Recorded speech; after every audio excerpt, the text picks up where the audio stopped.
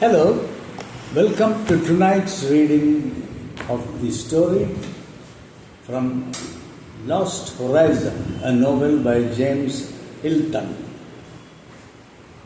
We have read about halfway through the book. I'm on page 60 at the very top. I'm starting. Meanwhile, the monastery grew and developed. The Shangri-La of today owes as much to Henschel as it does to Perrault. He achieved a great deal before he died. He died? Yes, it was very sudden. He was killed in 1857. Just before his death, a Chinese artist painted him, and I can show you that painting now. It is in this room. He pointed to a small curtain at the far end of the room, and Conway went across and pulled it aside. Hanging on the wall, there was a picture of a young man with a delicately beautiful face. But you said this was done just before his death, Conway cried. Yes, it's a very good likeness. Then if he died in 1857, yes he did, and he came here in 1803 when he was a youth, yes. Conway did not answer for a moment. At last, he made an effort and said, "You say he was killed?" "Yes, an Englishman shot him." It was a few weeks after the Englishman had arrived at Shangri-La. He was another of those explorers. What was the cause of it? There had been a quarrel about some photos. Henschel had just told him of the important condition that rules our reception of guests. The High Lama paused and then said, "Perhaps you are wondering, my dear Conway, what that condition may be?"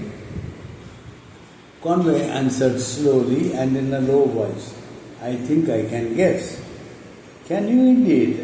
And can you guess anything else after this long and strange story of mine?" It seems impossible," Conway said uncertainly. His mind flooded with amazement. "It is astonishing, extraordinary, and quite unbelievable." "What is, my son?" And Conway answered, "That you are still alive, Father Perrault." So Conway is able to zero in on the fact that this is Father Perrault. There had been a pause while the High Lama's servants brought them fragrant tea in little delicate china bowls. The High Lama began to talk about music. "We are fortunate that one of our number is a very fine musician," the old man said. "He was indeed a pupil of Chopin's. You must certainly meet him."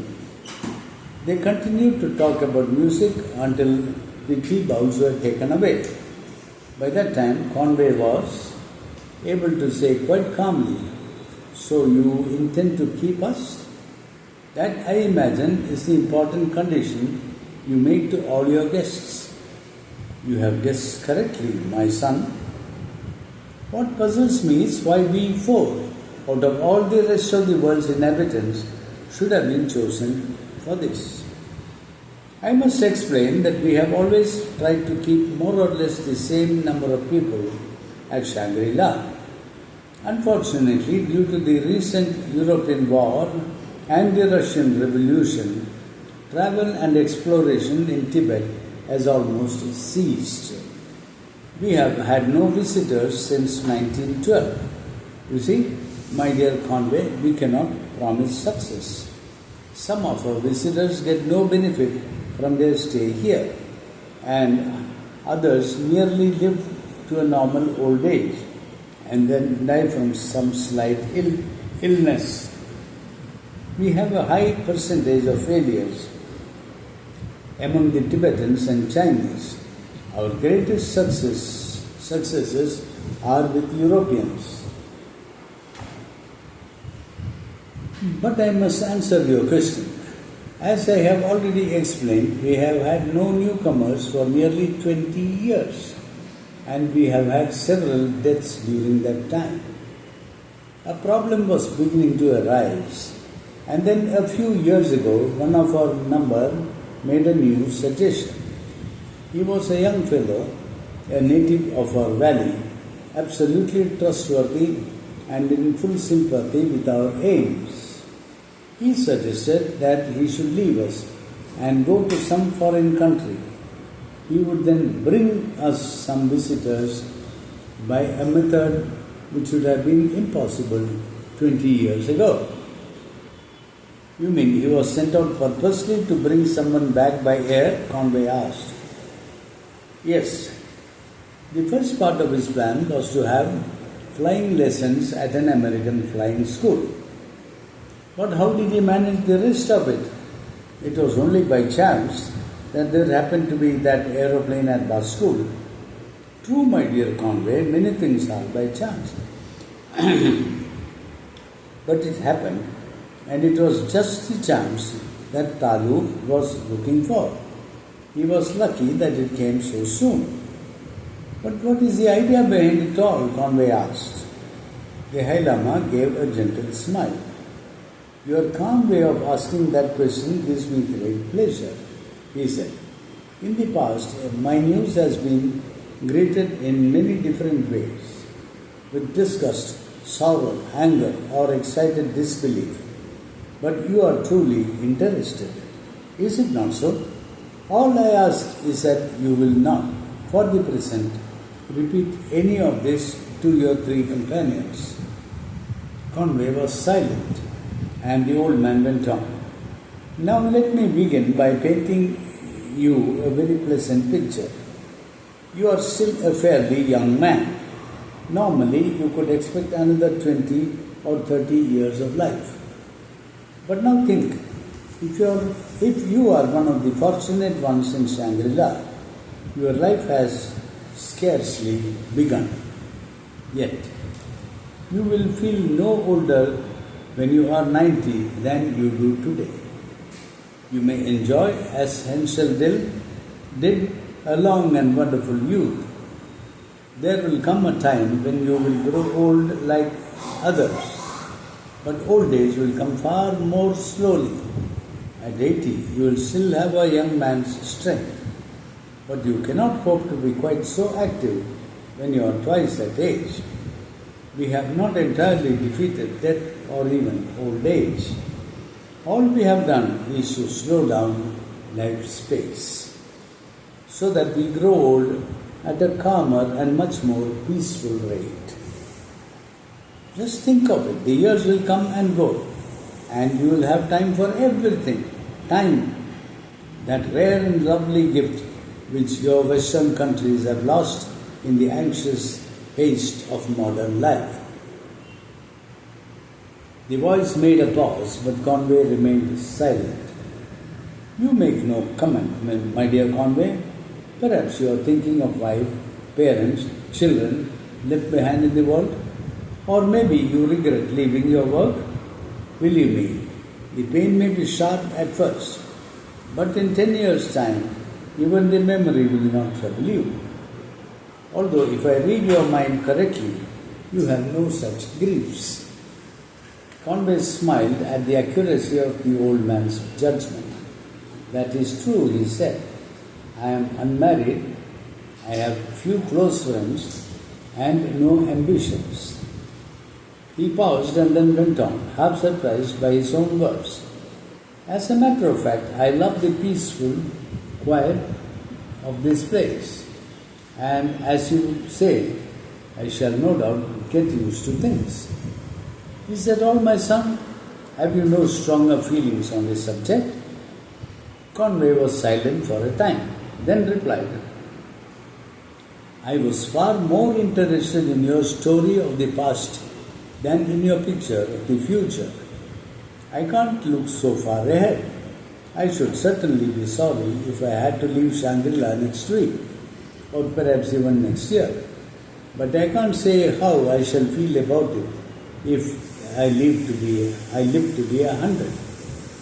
I have sometimes wondered whether there is any aim or reason in life, and if not, it seems pointless to make life longer. My friend, all our Christian and Buddhist teachings show us that there is a reason for life. Maybe, but that's the reason for living for 100 years or more.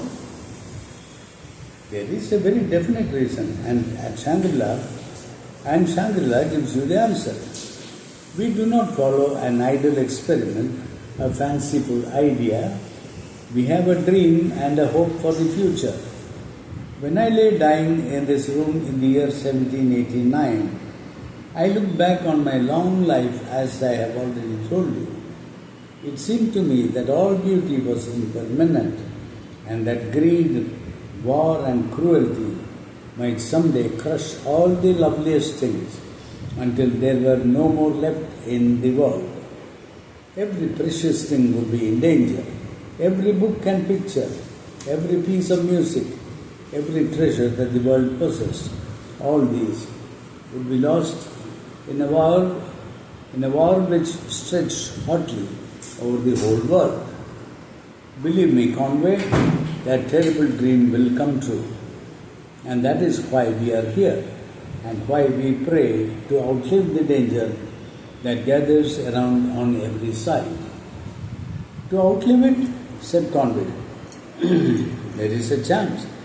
It will happen before you are as old as I am. And you think Shangri-La will escape? Perhaps. We cannot expect mercy, but we may hope for neglect. We shall stay here with our books and our music and our quiet thoughts, taking care of the delicate and lovely treasures of a dying age and searching for the wisdom which men will need when they are tired of hatred and cruelty. And then, my son, the time may come when we can teach men the real meaning of life and beauty again.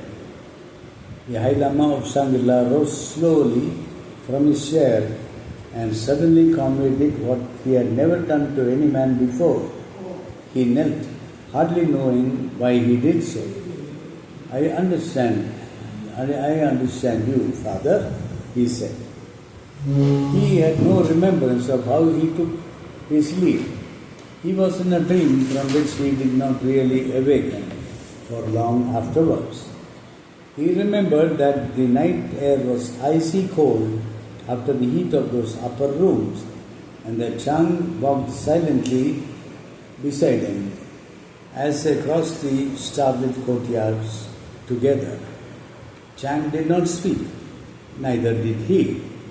It was very late, and he was glad that all the others had gone to bed.